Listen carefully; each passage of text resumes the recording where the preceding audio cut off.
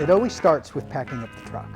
Take my board, my paints, because that's where it's happening. That's where the surf is. That's where the inspiration is. I have to absorb it. I have to be part of it. I have to surf it.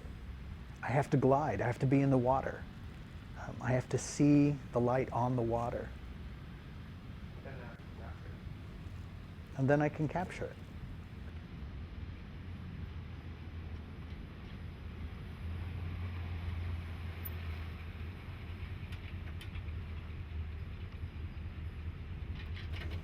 I get inspired every time I go outside.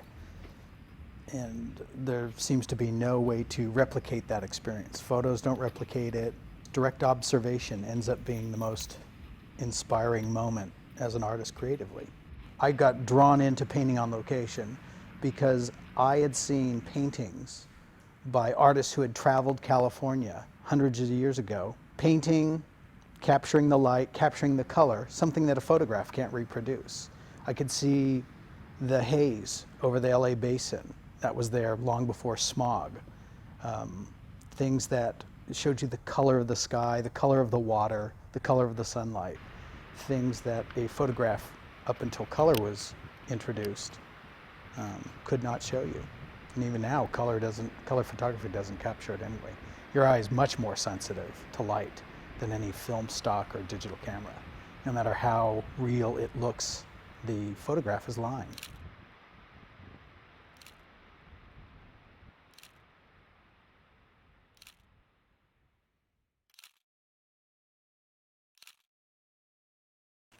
Photographs lie more than paintings do. I don't trust photographs. Photographs can sometimes help, but more often than not, they control you. They tell you what to paint. And it's a trap. It's a trap that young artists make all the time. They look at a photo and think, if I paint what's in this photo, I will paint something real. And it becomes boring, and they are mystified as to why did my painting come out boring. I will start a painting and have a direction, and then the painting will take over. The painting itself will decide where it wants to go, what mood I'm trying to communicate. The painting in the process will let me know. I find in some paintings it's more important that the color be right than any shape or any object's shape. The color being correct is the painting, or the changes in color across a painting. That's actually the subject of the painting. I like ambiguity in paintings. I like specificity at moments in paintings. It's important to put a few things in a painting if I'm describing a location like Trestles, or Waikiki, or the North Shore, or Central Coast of California. There are specific items that will key or cue up somebody who views the painting what or where that place is.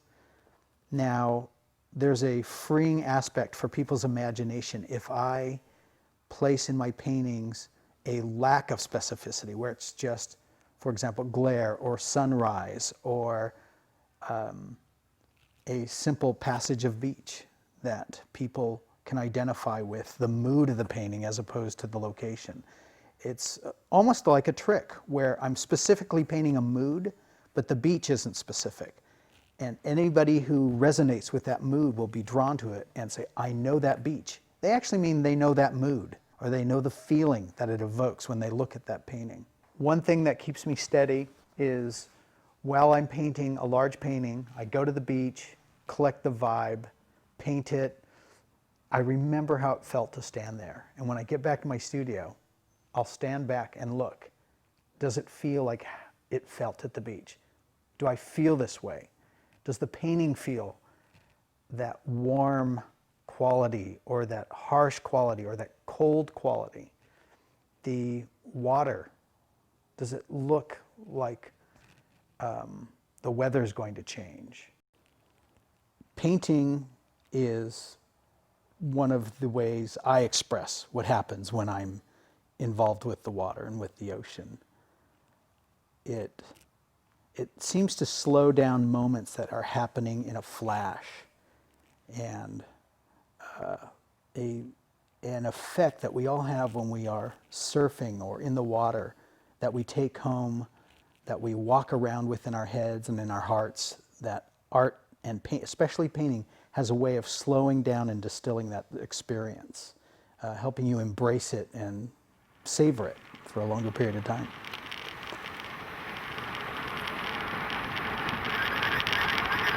It becomes too hard logistically to haul a big pile of junk to the beach to paint. And yet I'm stuck.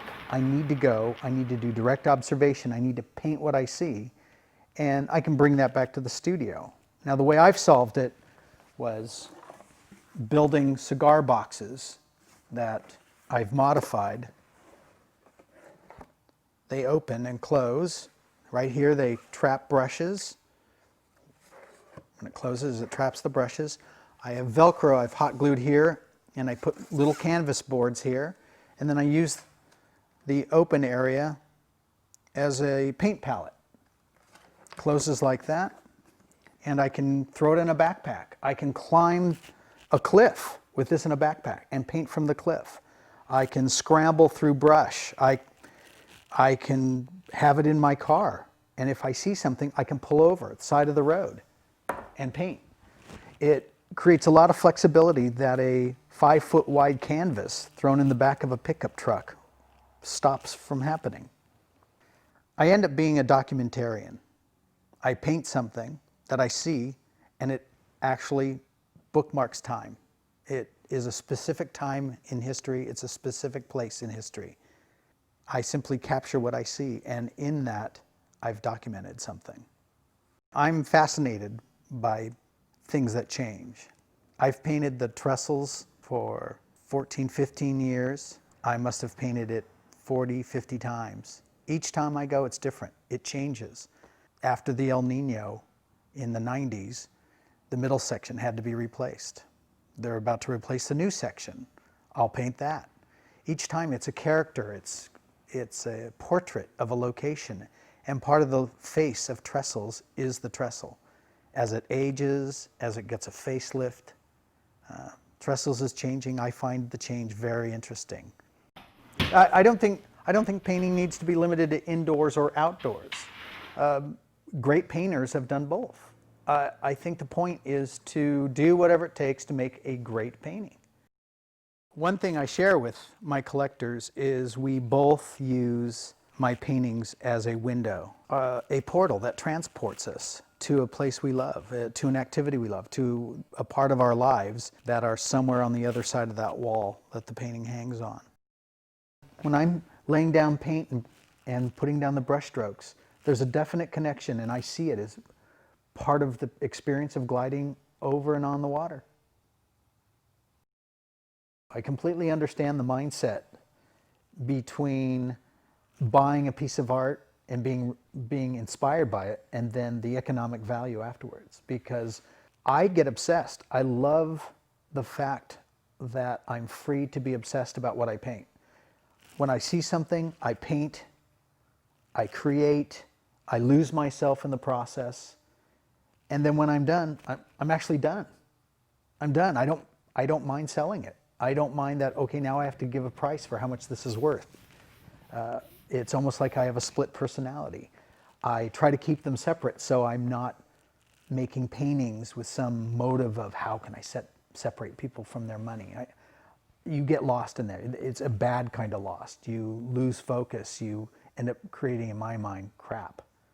But if you get obsessed and lose yourself in the creative process, you end up making better artwork. A great day for me is to get to the ocean, have a great surf, do a good painting, pack it up, and get home.